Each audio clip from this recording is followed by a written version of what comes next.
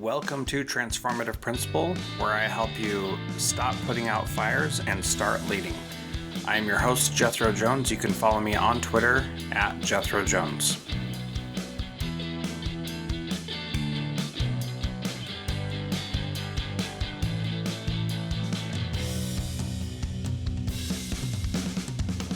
Welcome to Transformative Principal. I am very excited to have Brett Jacobsen on the program. I should say I'm very excited to have Dr. Brett Jacobsen on the program. He's the CEO of the Mount Vernon School, Mount Vernon Ventures, and Mount Vernon Online, the global online campus. He started Mount Vernon in 2009. They have about 1,250 students, and they did a lot of amazing, innovative things. And so Dr. Jacobsen launched a transformation R&D consulting company known as Mount Vernon Ventures, which partners with schools throughout the world.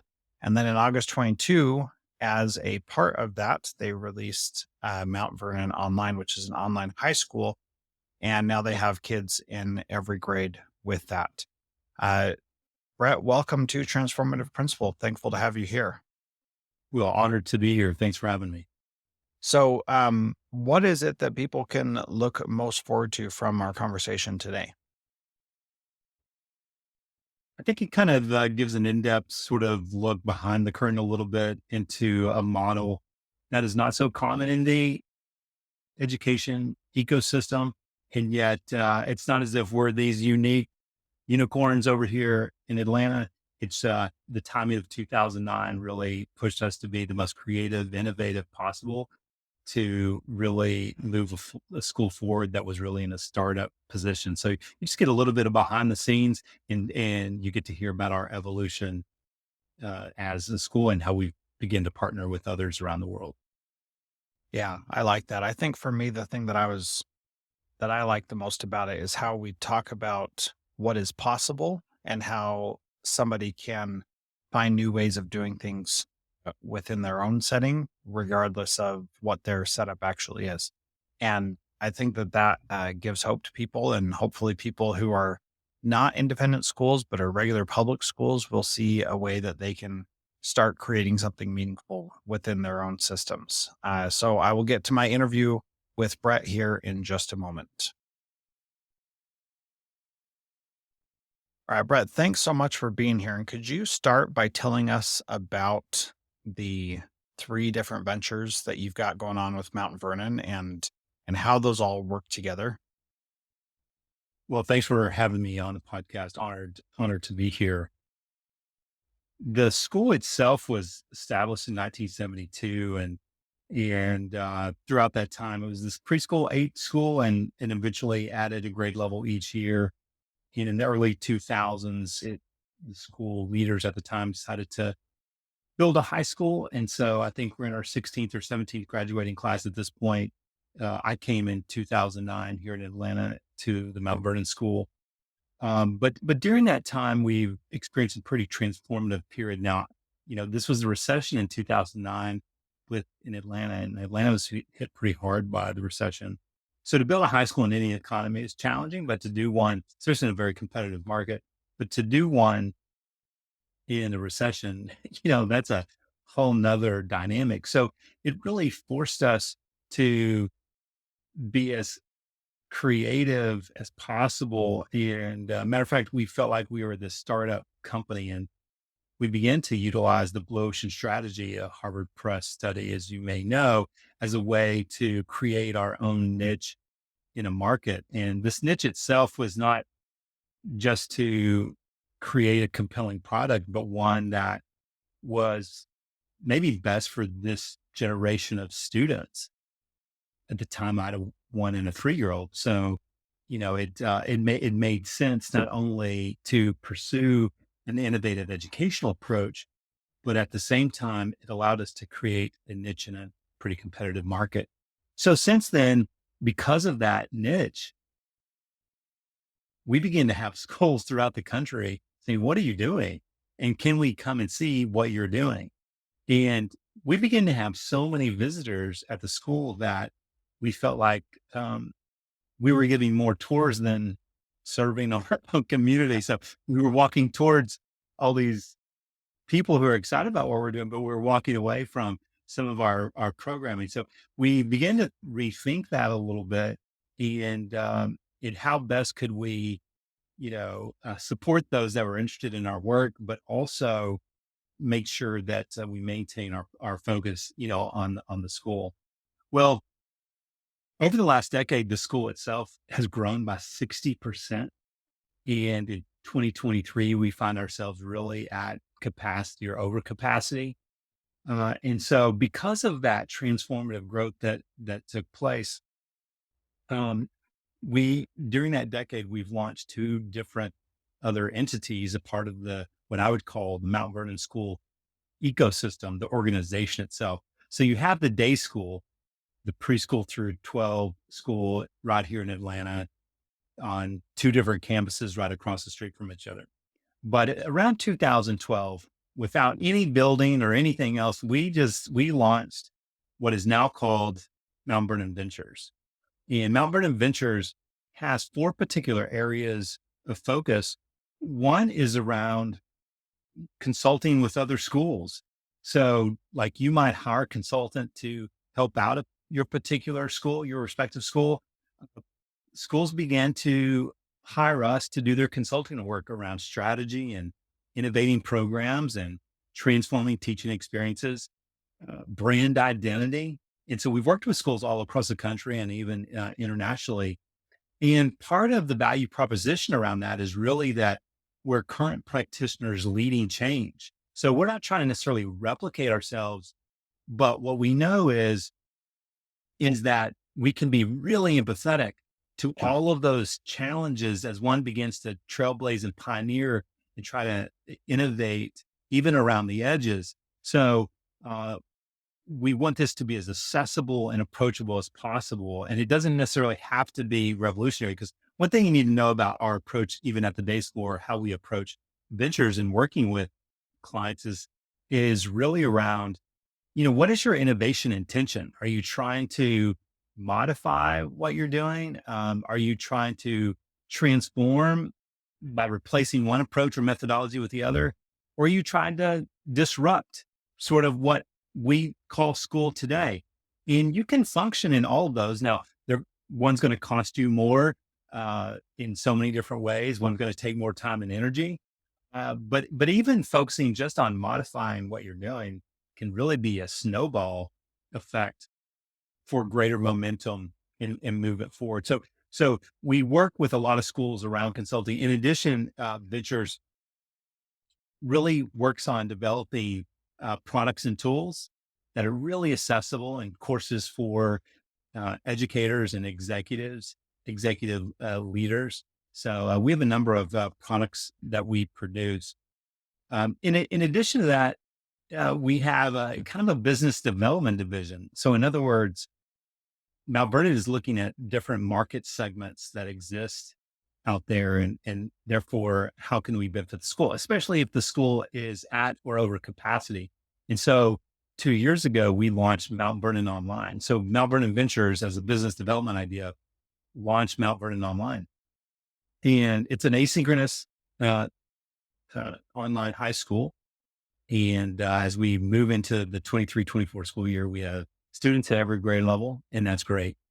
But you're going to see that online in the future for us will create multiple pathways that are going to be really accessible for students, not only in our country, but throughout the world. And I can get into pathways and big box stores, and as we Yeah. find ourselves in a little bit. Yeah. So this is just so exciting. So, Yeah. let me take it back just a second. Okay. Number one, the idea of what is your innovation intention is really powerful, because some Yeah. people don't have that defined just yet, and they really should. And this makes me think of another podcast that I was recently on with David Richards that I think you should probably be a guest on as well, and be good to Okay. connect with him, because I think you would find that a lot of things align quite nicely. But the other thing about this idea is that you took this idea from business of a blue ocean strategy, which what that looks like is blue ocean strategy is going where there's not a lot of competition, where you're Right. defining your own market. Yep. Uh, Taro, I forgot his last name, the guy who created Four Sigmatic, he talks about it as you're combining two different things that are not usually combined to Yeah. create that. Four Sigmatic makes mushroom coffee, and so that Yeah. was his blue ocean, where there's a lot of coffee drinkers, but there's not a lot of mushroom coffee drinkers, and Mhm. so he created that mushroom coffee and is now like a multi-$100 million Mhm. brand, Yeah. and really My, powerful. So talk a little bit more about that blue ocean strategy and what yours yeah. is specifically. Yeah, my favorite example from that is Cirque du Soleil. Is it high art or is it a circus? And maybe it's a little bit of both without the animals. And so, if applying that to our situation, again, remember context is really important. So this is 2009. We only had a couple of graduating classes, and in knowing our market space, is that we don't want to be known as a traditional school. And there are great traditional schools in this town, and they're doing amazing work and really knocking it out of the park based on their mission. And then there are progressive schools in town, and they're doing really amazing work and knocking the ball out of the park related to their mission. So we didn't want to be known as a traditional school or a progressive one. And this was a moment where, interestingly enough, is how do you shape the narrative around your brand? Because in most all cases, a brand is an expression of what people feel, what they say about you, et cetera. So you're kind of fronting, what that narrative is. So we didn't want to be traditional progressive. We wanted to be known as an innovative school. And interestingly enough, when I typically ask people who I haven't come in contact with, what are two or three words how you would describe Mount Vernon? Typically 99% of the time, innovation is the first word mentioned, which is a really interesting dynamic. And so we just took that position of saying we want to be known as an innovative school because we believe that this would be what would be best for kids, but it also hold us accountable to the work. And yet, because if we were to build a high school in the city, if we even if we did everything everybody else did, which there's some tenets of that are really good, we would lose every time. In other words, we would be fighting the red ocean. We'd be fighting over all the AP, the APs and small class size and security, safe environment, et cetera, et cetera, et cetera. We would lose in the red ocean of that. And so making sure that we reached a particular bar was really important, but saying, how can we carve out our own? And that, I tell you, I wish I still had the sheet on the large sheet on the wall that we wrote on that sort of said all that. But, now I look back on it, it was a pretty bold sort of position. I always say naivete has gotten me, I guess, far in life, and very naively sort of said we can help redefine the market. And, and I think we have. Um, and it's just, and yet I think at the end of the day, more than anything, it's been best for kids. And because we have a very multi-sensory approach to education. Yeah. Yeah, I think that's really great. Let's talk about why you specifically started Mount Vernon Ventures, how that ties into the funding of your school Hmm. and things like that, because that's the other unique aspect of what you're doing that Hmm. not everybody's thinking about. And listeners of this show have heard me say for nearly a decade now that we need to do what we can to be in charge of our own funding rather than being at the mercy of legislatures or tuition payments or property taxes or whatever the case may be. Sure. So talk about how that came to be and what that means for your bottom line for your school. Yeah, I would say specifically in the independent school marketplace, this is where I have the greatest level of expertise and knowledge. But speaking in that environment, comparing to others, we weren't 100 years old. We didn't have this large endowment.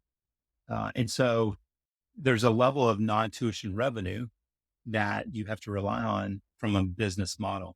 And typically in schools, it would be, like an after school program, maybe a summer camp, just different things like that. And so, and those are all great and good. And those can be, you know, um, non-tuition revenue generators, for sure. Our coffee bar in our new unique high school building is called Ground Floor Coffee. I mean, it is, um, in and of itself, ground floor coffee makes a tremendous amount of reinvestment back into the school, because students are ordering frequently off an app to get what they want or need. But we began to think, what externally, how could we really expand and reinvest back into the school? And so it was just some synergy between, we have all of these people who are wanting to come and see our school and who needed support and help. And therefore, how could we turn that into a position of supporting people and leaders in school communities and reinvest that back into the school that we serve? And so, those just happen nicely. And so just really thinking externally outside of the internal dynamics of the school on the backs of our own community. Because even an after school program, if paid for, which we have called Playmaker, that's still on the backs of our current families who are doing that. And yet how can we do this with people outside of that? So that's also from a Mount Vernon Online standpoint. While it is tuition, technically at the moment, I'm going to call that non-tuition revenue because it's beyond the day schools sort of revenue increase. But that allows us to reinvest back into our teachers, reinvest back into our students, reinvest back into our programs at the school by identifying another market segment that has low overhead, and then be able to build momentum and increase. Because if I have 5 students, but what if I had 50?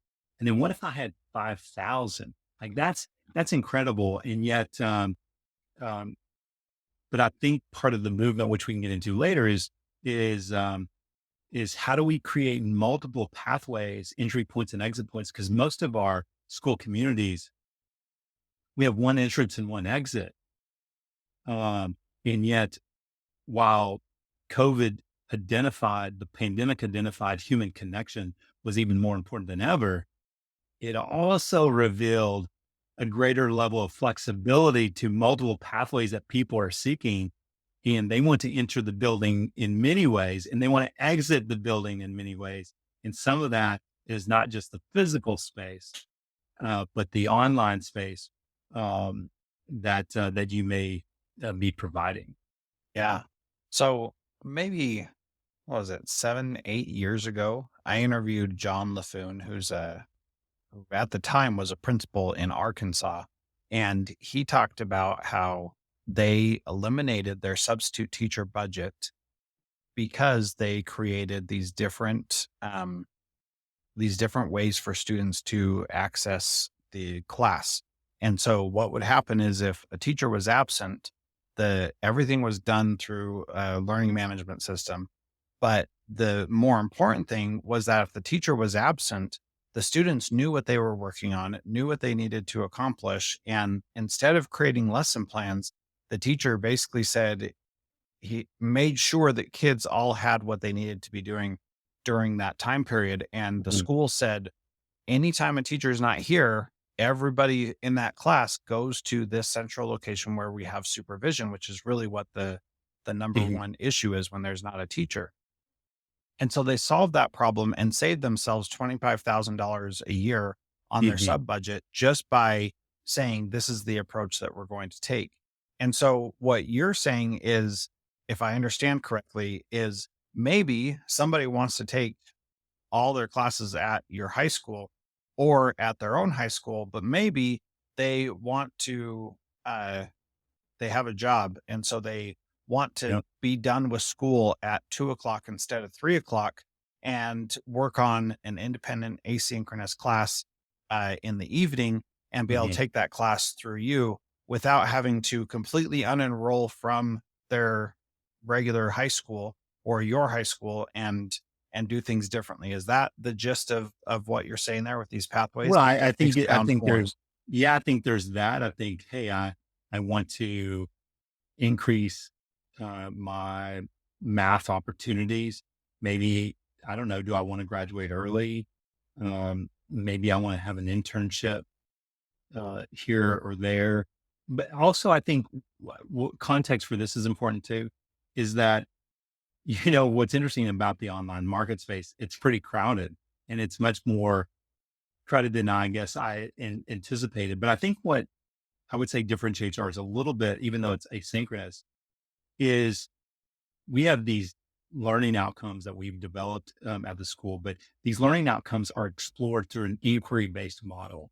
So even in an asynchronous scenario, you know, we explore these learning outcomes through design thinking, through project based learning, through visible thinking routines. And then we assess students on levels of proficiency. So we're a competency based system. We do give alpha grades. We live in a Hope Scholarship world here in Georgia, but we convert those competencies into alpha. But we are competency based system, and so from a even in an asynchronous environment, we want it to be multi-sensory. So multi-sensory is going to lead, lean into an inquiry based approach. And I think that's what's particularly important. I mean, I watched my own daughter who completed a summer course, by the way, is another pathway. She completed a physics course. And, that's a challenging course, to do, even asynchronously. But I watched as a parent, just watch her, you know, this multi-sensory sort of dynamic that was that existed. Also, we look at Lego bricking courses too, because some courses aren't going to be taught in sequence, or they don't need to be. Biology is a good example of that. That's not necessarily going to build on itself. So with our mod system, you might take that in the first mod, and then you might take it in the third or fourth, and you might then take it towards the end of the year. And you're Lego bricking this concept. So even within the school, we're giving you even other pathways to enter and exit uh, than just taking something in sequence, just because that's the way in which we've always done it. Tell me about your mod system approach. Tell me more about that. Yeah. So we have these, which this is not innovative in and of itself, but we have these 9-week, sort of scenarios, and they take about 4 courses during a mod. So they're taught longer, they're more intense, they're more in depth, and so within that, we also believe from a mental health standpoint that we want them to participate in arts and athletics, although arts in maker design and engineering is an integrated part of what Yeah. we do at the school. Matter of fact, it's a foundational course in our high school, but you'll see kindergartners with a handsaw, and you'll see, seniors too. But we want them to be able to participate in multiple things in and out of school. And so we run these mod courses that are more interdisciplinary than anything.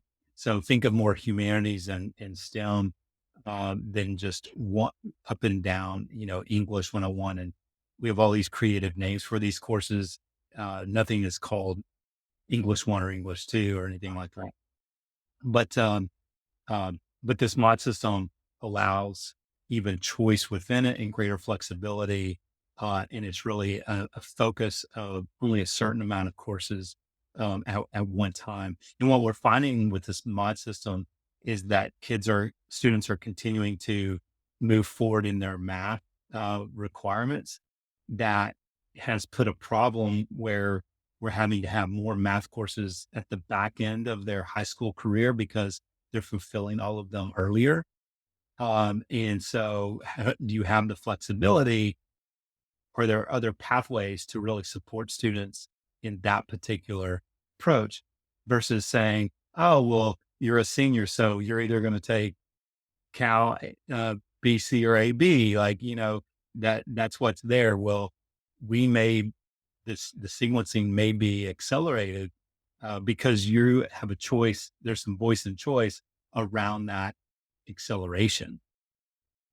Yeah. And I think that is just incredibly powerful there. The situation that my daughter, who's going into 10th grade right now, is experiencing is that for her to take a specific AP course, she will only be able to take it this year or not at all because it's only Oh, well. offered every 3 years, and couldn't take it as a freshman. And so it's like, is it really worth it to take it as a sophomore or not? And those kinds of things arise, in every school to some extent because of how they have to structure things. So, she Right. had she had a class, or she will have a class her senior year, which will be AP Spanish, whatever. I don't even know what it is because she's been doing Spanish for so long. And the class that had last year only had 3 students in it, and it was co-scheduled with another Spanish class. And like those are Mhm. real issues that we have to deal with. And when there are different ways to approach it, then it makes it possible for students to have access to the things that they're interested in, not just the things that the school is capable of providing right at that time. And so I think that's really interesting. I want to swing us back a little bit to the Mount Vernon Ventures piece because we didn't talk much about the funding back into your regular school piece as much as I wanted to. So I wanted to ask a little bit more Mhm. about that and how that works. So, for example, the thing that we were originally planning on talking about is this R&D report around artificial intelligence that you publish that you Yeah. sell for $13, and tell us why you sell that rather than giving that away for free and how that supports Mount Vernon School. Yeah, no, that's a good question. I mean, I think when we first started, we did a lot of open share, just as other, educators do. Um, we Ventures now has, you know, we have remote employees formerly they've been formerly members of our team, and they moved away, and we don't want to lose them.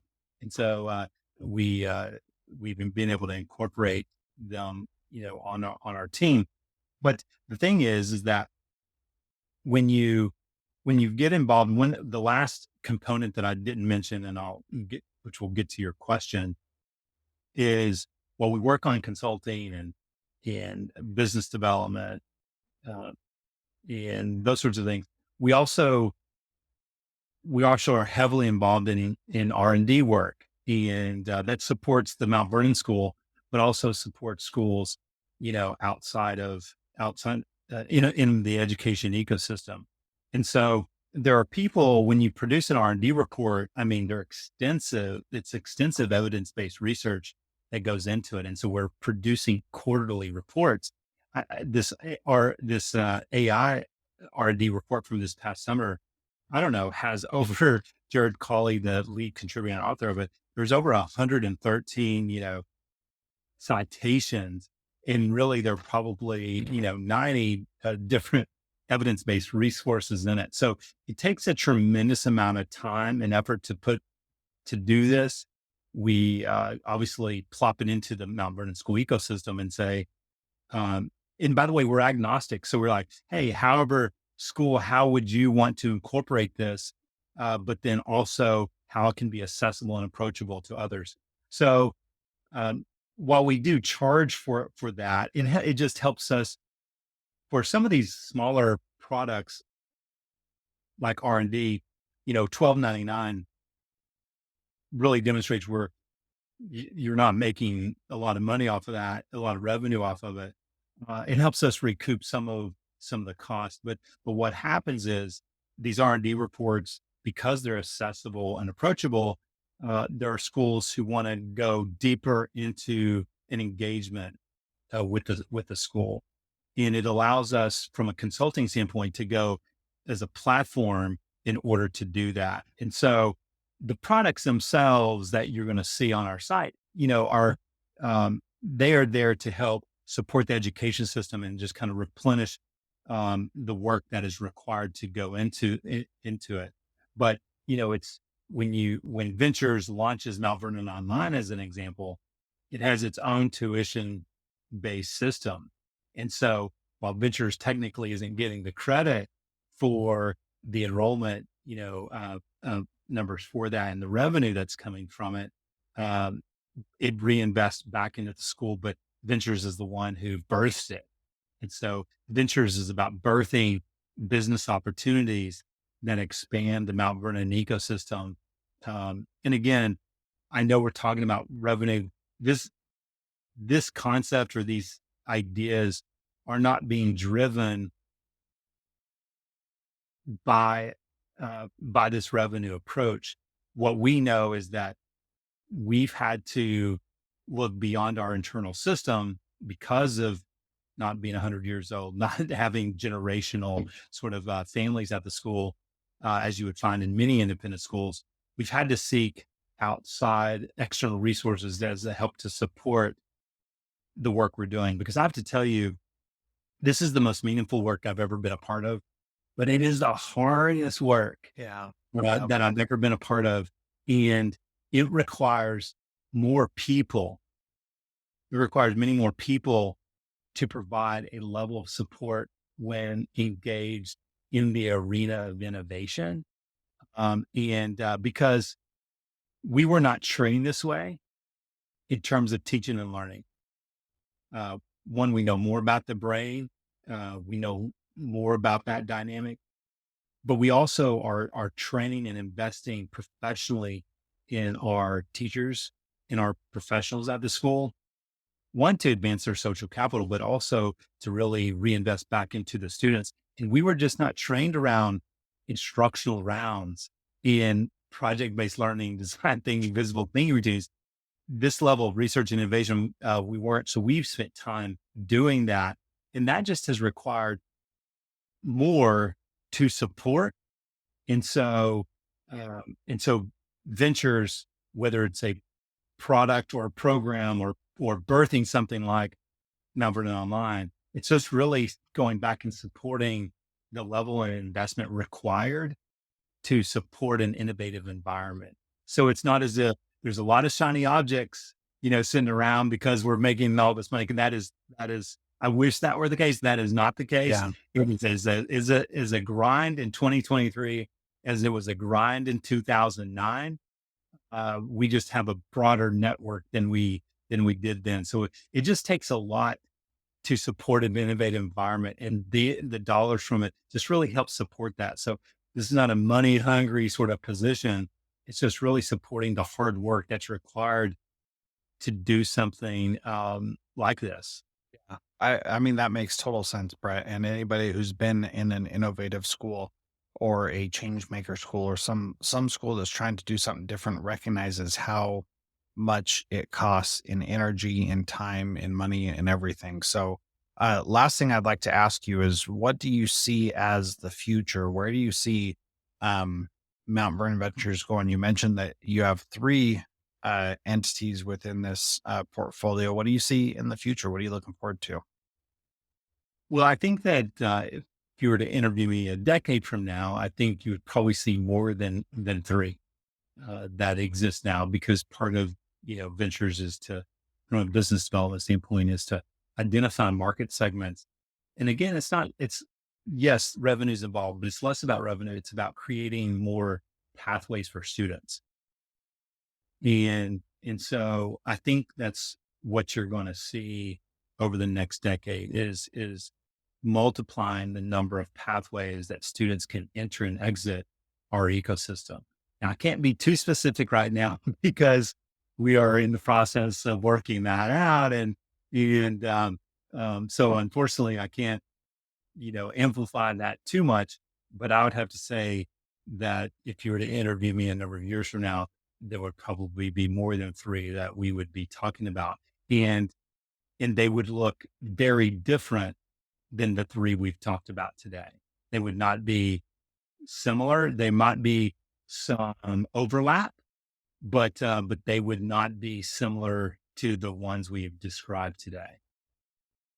Okay, well, I'm going to take that as an invitation to have you back in a Right. couple of years and continue For documenting sure. this process every every couple of years as we're going forward, because this is the kind of stuff that I think Sure. is just so fascinating. So, if you'd like to learn more about Mount Vernon School, Mount Vernon Ventures, or Mount Vernon Online, the links to all of those are in the show notes. But you can start by going to mountvernonschool.org. And Brett, thank you so much for being part of Transformative Principal today. It was just awesome having you here. So thank you. Well, I'm honored to have been a part of the conversation and look forward to more in the future.